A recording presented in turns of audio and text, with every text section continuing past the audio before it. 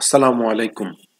আল আদাবুল মুফরাদ মানুষের আচার ব্যবহার সৌজন্যবোধ সম্পর্কিত রাসূলুল্লাহ সাল্লাল্লাহু আলাইহি সাল্লামের হাদিস। অধ্যায় ১ পিতামাতার সাথে সদাচার। অনুচ্ছেদ ১ আল্লাহর বাণী। আল্লাহ তাআলা বলেন, আমি মানুষকে তার পিতামাতার সাথে সদাচারের নির্দেশ দিয়েছি। সূরা আনকাবুত আয়াত ৮।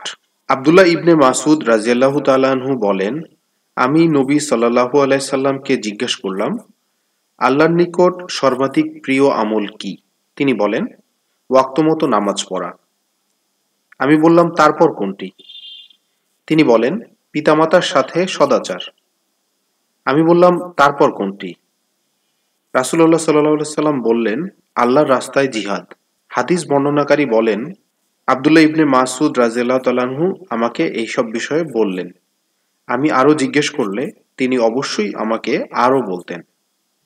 ইবনে উমর রাদিয়াল্লাহু তাআলা আনহু বলেন, কারো প্রতি তার পিতা সন্তুষ্ট থাকলে আল্লাহও তার প্রতি সন্তুষ্ট থাকেন, এবং তার পিতা অসন্তুষ্ট থাকলে আল্লাহও অসন্তুষ্ট থাকেন। অনুচ্ছেদ ২ মায়ের সাথে সদাচার। হাকিম ইবনে হিজাম রাদিয়াল্লাহু তাআলা আনহু বলেন, আমি বললাম, হে আল্লাহর রাসূল, সদ্ব্যবহার পেতে কে অগ্রগণ্য? তিনি বলেন, তোমার মা। আমি বললাম, তারপর কে? রাসূলুল্লাহ সাল্লাল্লাহু আলাইহি সাল্লাম বললেন, তোমার মা। আমি বললাম, তারপর কে? তিনি বললেন, তোমার মা। আমি বললাম, তারপর কে?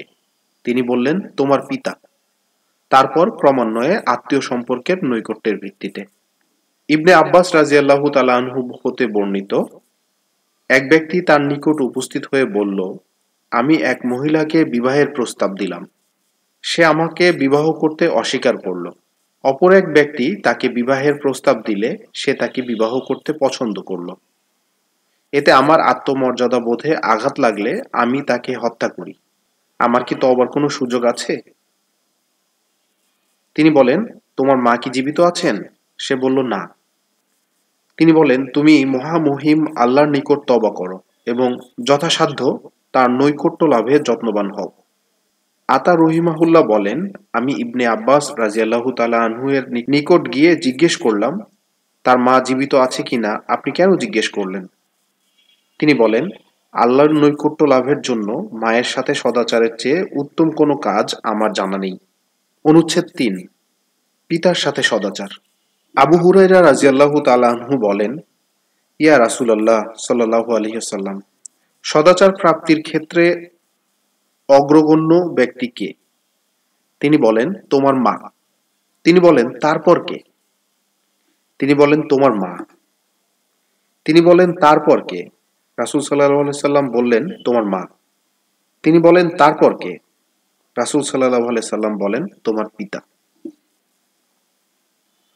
আবু হুরায়রা রাদিয়াল্লাহু তাআলা আনহু হতে বর্ণিত, এক ব্যক্তি নবী সাল্লাল্লাহু আলাইহি সাল্লামের নিকট এসে বলল, আপনি আমাকে কি আদেশ করেন? তিনি বলেন, তোমার মায়ের সাথে সদাচার করবে। সে একই কথা বললে রাসূল সাল্লাল্লাহু আলাইহি সাল্লাম বলেন, তোমার মায়ের সাথে সদাচার করবে। সে ব্যক্তি পুনরায় একই কথা জিজ্ঞেস করলে তিনি বলেন, তোমার মায়ের সাথে সদাচার করবে। সে চতুর্থবার জিজ্ঞেস করলে তিনি বলেন, তোমার মায়ের সাথে সদাচার করবে। সে পঞ্চমবার জিজ্ঞেস করলে তিনি বলেন, তোমার পিতার সাথে সদাচার করবে। অনুচ্ছেদ ৪ পিতামাতা জুলুম করলেও তাদের সাথে সদাচার করতে হবে। ইবনে আব্বাস রাদিয়াল্লাহু তাআলা আনহু বলেন, যে কোনো মুসলমানের মুসলিম পিতামাতা জীবিত থাকলে এবং সে ভোরবেলা সওয়াবের আশায় তাদের খোঁজ খবর নিলে আল্লাহ তাআলা তার জন্য বেহেশতের ২টি দরজা খুলে দেন, এবং তাদের একজন থাকলে একটি দরজা।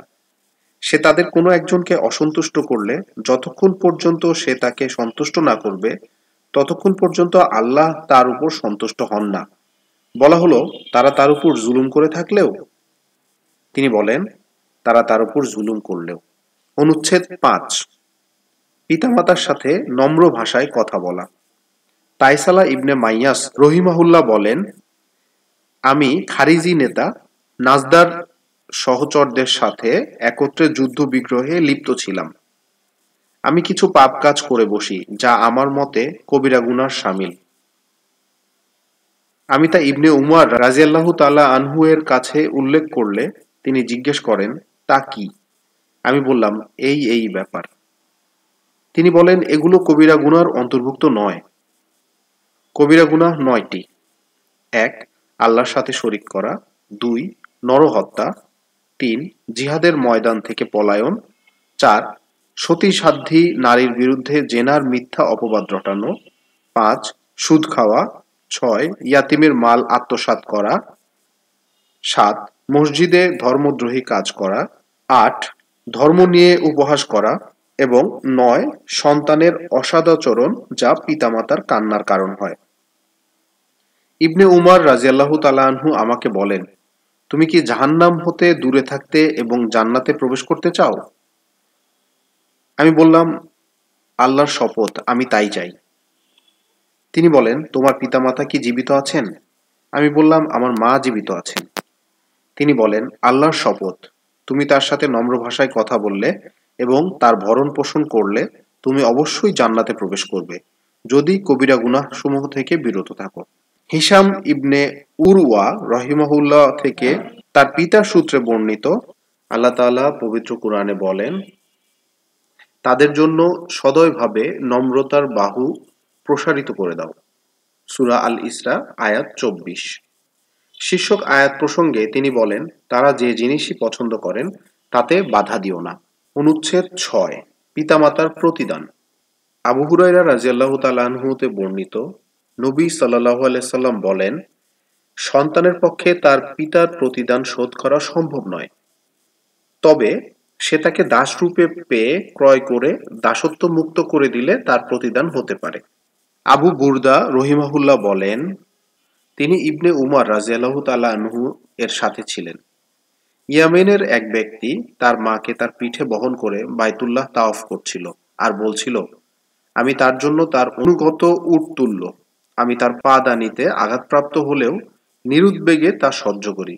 অতঃপর সে ইবনে উমর রাদিয়াল্লাহু তাআলা আনহুকে বলল, আমি কি আমার মাতার প্রতিদান দিতে পেরেছি বলে আপনি মনে করেন? তিনি বলেন, না, তার একটি দীর্ঘশ্বাসের প্রতিদানও হয়নি। অতঃপর ইবনে উমর রাদিয়াল্লাহু তাআলা আনহু তাওয়াফ করলেন।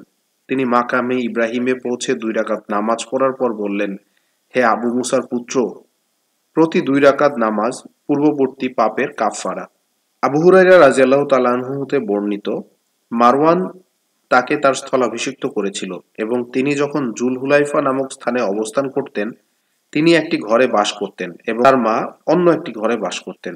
যখন তিনি ঘর থেকে বের হতেন, তখন তার মায়ের দরজায় দাঁড়িয়ে বলতেন, আসসালামু আলাইকা ইয়া উম্মাতা ওয়া রাহমাতুল্লাহি ওয়া বারাকাতুহু, অর্থাৎ, মা, আপনার প্রতি শান্তি, রহমত ও বরকত বর্ষিত হোক। তার মা বলতেন, ওয়া আলাইকা ইয়া বুনাইয়া ওয়া রাহমাতুল্লাহি ওয়া বারাকাতুহু, অর্থাৎ, হে পুত্র, তোমার উপরও শান্তি, আল্লাহর বরকত ও রহমত বর্ষিত হোক। তিনি পুনরায় বলতেন, আল্লাহ আপনার প্রতি দয়া করুন, যেভাবে আপনি আমার শৈশবকালে আমাকে লালন পালন করেছেন।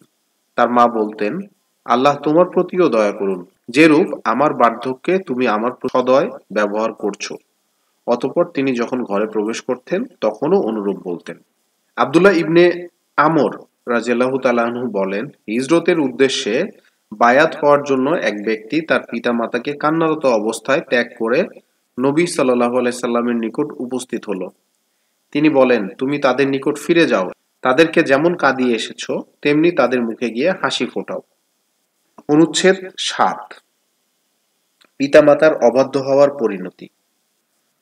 আবু বাকরা রাদিয়াল্লাহু তাআলা আনহু বলেন, রাসূল সাল্লাল্লাহু আলাইহি সাল্লাম বললেন, আমি কি তোমাদেরকে কবিরা গুনাহগুলোর মধ্যে সবচেয়ে মারাত্মকগুলো সম্পর্কে অবহিত করব না? কথাটি তিনি ৩ বার বলেন। সাহাবীগণ বলেন, হ্যাঁ ইয়া রাসূলুল্লাহ। তিনি বলেন, আল্লাহর সাথে শরীক করা এবং পিতামাতার অবাধ্যচরণ। তিনি হেলান দেওয়া অবস্থা থেকে সোজা হয়ে বসে বলেন, এবং মিথ্যা বলা। তিনি এ কথাটি বারবার বলছিলেন। আমি মনে মনে বললাম, আহা, তিনি যদি ক্ষান্ত হতেন। মুগিরা ইবনে শোবা রাদিয়াল্লাহু তাআলা আনহুর সচিব ওয়াররাদ বলেন, মুয়াবিয়া রাদিয়াল্লাহু তাআলা আনহু তাকে পত্র লিখলেন, রাসূলুল্লাহ সাল্লাল্লাহু আলাইহি সাল্লামের মুখে তুমি যা শুনেছ তা আমাকে লিখে পাঠাও। ওয়াররাদ বলেন, মুগিরা রাদিয়াল্লাহু তাআলা আনহু আমার দ্বারাই লিখালেন এবং আমি স্বহস্তে লিখলাম। আমি তাকে বেশি ঝামচা করতে, অর্থের অপচয় করতে এবং গুজবে কান দিতে নিষেধ করতে শুনেছি। অনুচ্ছেদ ৮। যে ব্যক্তি পিতামাতাকে অভিশাপ দেয়, আল্লাহ তাকে অভিশাপ দেন। আবু তুফাইল রহিমাহুল্লাহ বলেন, আলী রাদিয়াল্লাহু তাআলা আনহুকে জিজ্ঞেস করা হলো, নবী সাল্লাল্লাহু আলাইহি সাল্লাম কি বিশেষ কিছু আপনাকে বলেছেন যা সর্বসাধারণকে বলেননি? তিনি বলেন, রাসূলুল্লাহ সাল্লাল্লাহু আলাইহি সাল্লাম অন্য কাউকে বলেননি এমন বিশেষ কিছু একান্তভাবে আমাকে বলেননি। অবশ্য আমার তরবারির খাপের মধ্যে যা কিছু আছে ততটুকুই। অতঃপর তিনি একটি লিপি বের করলেন। তাতে লেখা ছিল, যে ব্যক্তি আল্লাহ ছাড়া অপর কারো নামে পশু জবাই করে তার প্রতি আল্লাহর অভিশাপ। যে ব্যক্তি জমির সীমানা চিহ্ন চুরি করে তার প্রতি আল্লাহর অভিশাপ। যে ব্যক্তি তার পিতামাতাকে অভিসম্পাত করে তার প্রতি আল্লাহর অভিশাপ। যে ব্যক্তি বিদআতীকে আশ্রয় দেয় তার প্রতি আল্লাহর অভিশাপ। অনুচ্ছেদ ৯। পাপাচার ব্যতীত সকল ব্যাপারে পিতামাতার অনুগত থাকা। আবু দারদা রাদিয়াল্লাহু তাআলা আনহু বলেন, রাসূলুল্লাহ সাল্লাল্লাহু আলাইহি সাল্লাম আমাকে ৯টি ব্যাপারে ওসিয়ত করেছেন। ১. আল্লাহর সাথে কিছু শরীক করো না, যদিও তোমাকে হত্যা করা হয় অথবা ভস্মীভূত করা হয়। ২. ইচ্ছাকৃতভাবে ফরজ নামাজ ত্যাগ করো না। যে ব্যক্তি স্বেচ্ছায় ফরজ নামাজ ত্যাগ করবে তার সম্পর্কে আমার কোনো দায়িত্ব নেই। ৩. মদ্যপান করো না, কেননা তা সকল অনাচারের চাবি। ৪. তোমার পিতামাতার আনুগত্য করবে। তারা যদি তোমাকে দুনিয়া ছাড়তেও আদেশ করেন তবে তাই করবে। ৫. শাসকদের সাথে বিবাদে জড়াবে না, যদিও দেখো যে তুমিই সঠিক। ৬. যুদ্ধক্ষেত্র থেকে পলায়ন করো না, যদিও ধ্বংস হও এবং তোমার সঙ্গীরা পলায়ন করে। ৭. তোমার সামর্থ্য অনুসারে পরিবারের জন্য ব্যয় করো। ৮. তোমার পরিবারের উপর থেকে লাঠি তুলে রাখবে না। এবং ৯. তাদের মধ্যে মহামহিম আল্লাহর ভয় জাগ্রত রাখবে। আব্দুল্লাহ ইবনে আমর রাদিয়াল্লাহু তাআলা আনহু বলেন, এক ব্যক্তি নবী সাল্লাল্লাহু আলাইহি সাল্লামের নিকট উপস্থিত হয়ে বলল, আমি হিজরত করার জন্য আমার পিতামাতাকে কান্নারত রেখে আপনার নিকট বায়াত হতে এসেছি। তিনি বলেন, তুমি তাদের নিকট ফিরে যাও এবং তাদেরকে যেভাবে কাঁদিয়েছ সেভাবে তাদের মুখে হাসি ফোটাও। আব্দুল্লাহ ইবনে আমর রাদিয়াল্লাহু তাআলা আনহু বলেন, এক ব্যক্তি জিহাদের যাত্রার উদ্দেশ্যে নবী সাল্লাল্লাহু আলাইহি সাল্লামের নিকট উপস্থিত হলো।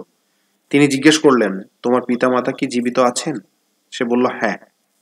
তিনি বললেন, যাও তাদের মধ্যে সেবা যত্নের জিহাদে প্রবৃত্ত হও। অনুচ্ছেদ ১০।